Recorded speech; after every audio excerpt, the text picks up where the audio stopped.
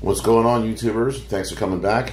Tonight, we're going back old school Hasbro collection with a gargantuan piece that I'm going to have to lift up over here and bring down on the desk. I can't hold everything up at the same time. And let's get him down here. And you might be seeing that. And I'm going to have to back up just to get this all in the frame because he's immense. There it is. The 12-inch size Han Solo Tauntaun set, which was a Toys R Us exclusive, and came out in 1997.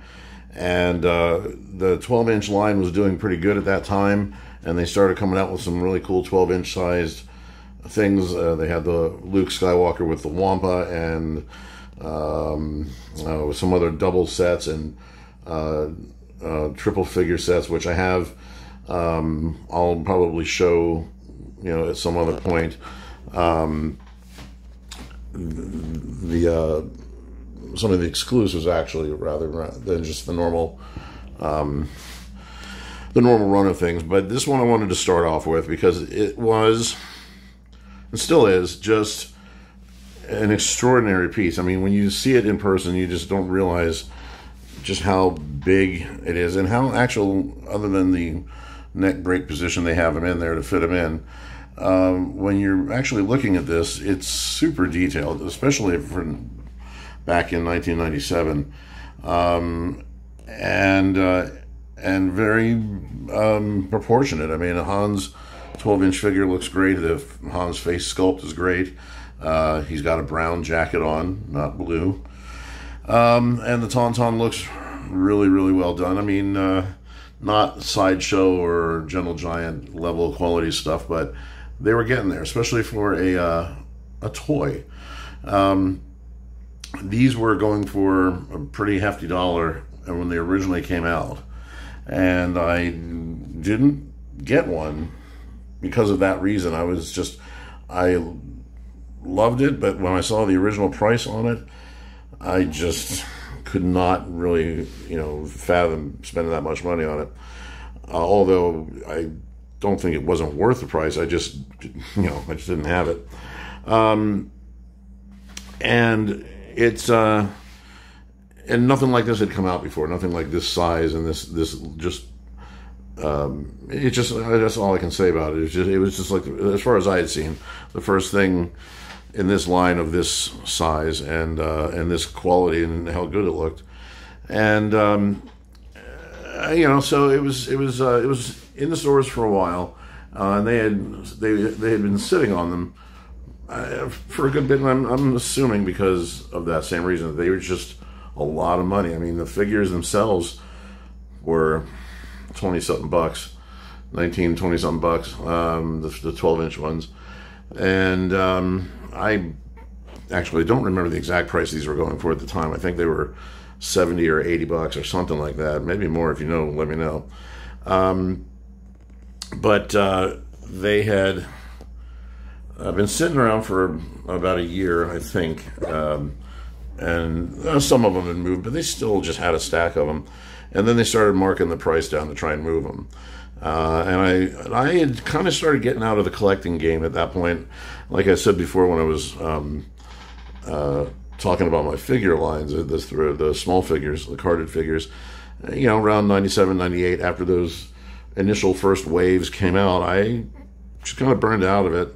So I wasn't really following what was going on at the point at the time, and there wasn't really the internet there was, but it wasn't as robust as it is now, where you can find out information everywhere. And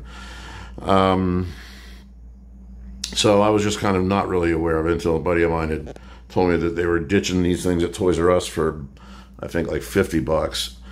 And I knew what was coming. I knew, that these things eventually are going to, and I didn't get it to turn around and sell it. I got it because I genuinely liked it, but I just wasn't in a position to get it, spending that much money. But 50 bucks, I just decided to drop the hammer, ran to the store, and they had about 3 of them left. Before, the week or 2 weeks before that I was there, they had a good bit of them, probably about 10 of them. And then as the word got around there and dropping the price, these things started flying off the shelf. So I grabbed one and have had it since.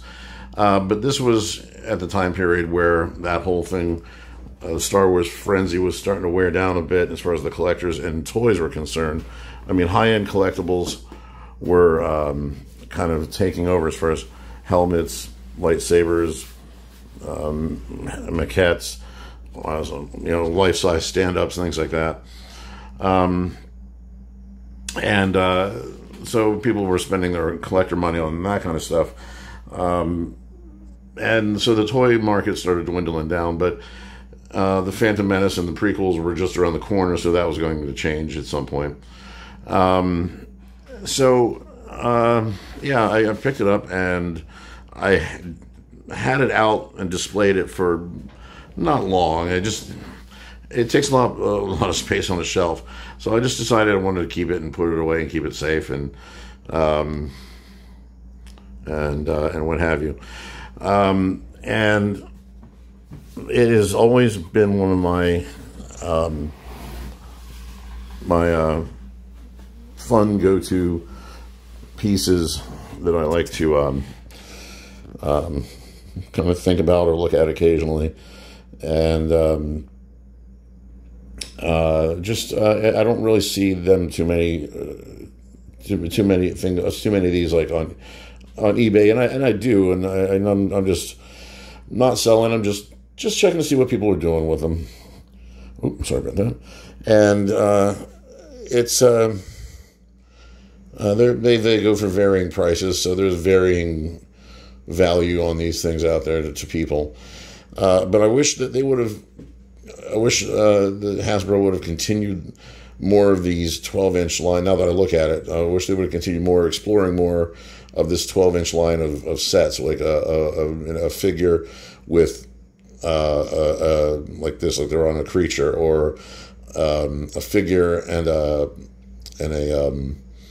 small diorama set to go along with it. Would have been, of some kind, something like that, where they could have really delved into more of the 12-inch size range things, and that would have been like what the 6-inch scale collectibles are doing now. They're nice and they're big size, but they're taking up a lot of space on shelves, so that's probably why they didn't do that. I could really, really dig seeing 12-inch Han and Chewie in the cantina at his table, or 12-inch Han and Greedo at the cantina table. That would have been super cool. Just things like that. But they did though explore some really cool characters in the 12-inch line that they never got around to doing in the original trilogy series of toys. And I did jump on a lot of those. So I may break some of them out and review them later. Some toy store exclusives, which were a cool thing. I mean, it kind of kept us on our toes as far as collectors, and it kind of made things fun to kind of talk to your friends about and who had what, like baseball cards and things like that. There were JCPenney exclusives, KB Toys when they were still around, Toys R Us exclusives, Walmart exclusives. Later on into the prequels, but Target started becoming a store more common around here at that point. There was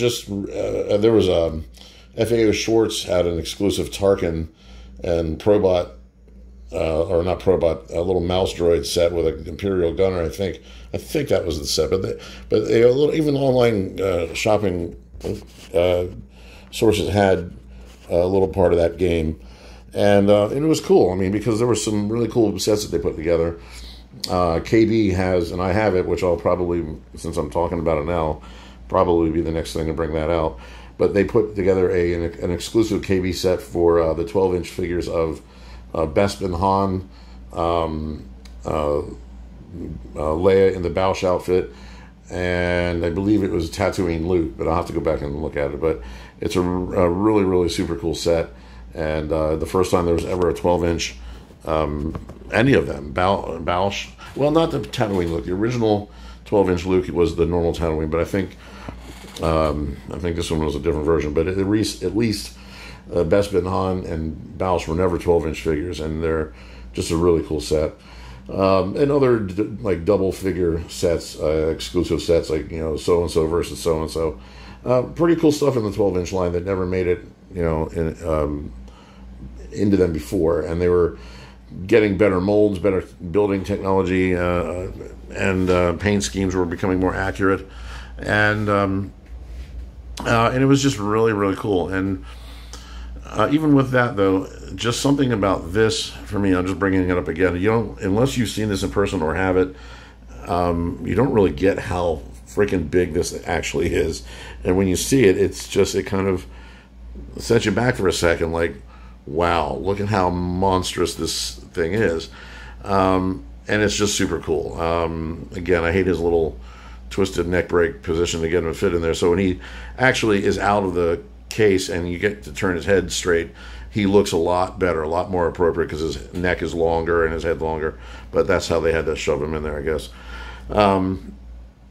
So yeah, I didn't want to have to go into too long of a expo on him. I just, as I was thinking about it, thought it'd be cool to bring him out and take a look at him and review him, and kind of get this older collectibles stuff into the eyes and ears of current people that may not have seen these before up close or what have you. So I'll get another run in here. I mean, you can I don't know if it'll focus in there, but you can. They really did a super job on the sculpt and the paint jobs, and this doesn't have the 12-inch size Rancor that they came out with had the rubberized skin, and or not that wasn't the 12-inch. It was the normal scale Rancor, but it was a big toy like the size of this Tauntaun. But they started doing things like that. The rubberized skin. The Wampa had fur. Which I don't know why they didn't do fur on the Tauntaun, because that's what he kind of had. The Bantha with the small Tusken Raiders had fur. Jabba. There was a large scale Jabba made of this that had the rubberized skin. So this one wasn't rubberized skin, even though it's got a kind of rubbery texture. It's not hard plastic, but it's not the pliable rubberized skin. For whatever reason, they didn't do that. So yeah, now I'm thinking about it. I don't know. I don't think he's got the open belly underneath to put Luke in. I don't think they did that with him. No. So sorry, Luke. You know, you're not getting in this one. But yeah, I mean, if you kind of just sat here with him and were looking up at him, you know, this is a big one. So yeah, that's about it. I just wanted to kind of bring him out and talk about him, and hope everybody enjoyed it and thought it was cool. I would guess I'm inspired to go break out some of my other 12-inch exclusive sets, and over the short course of time here, and get some of these up here and have some fun with that.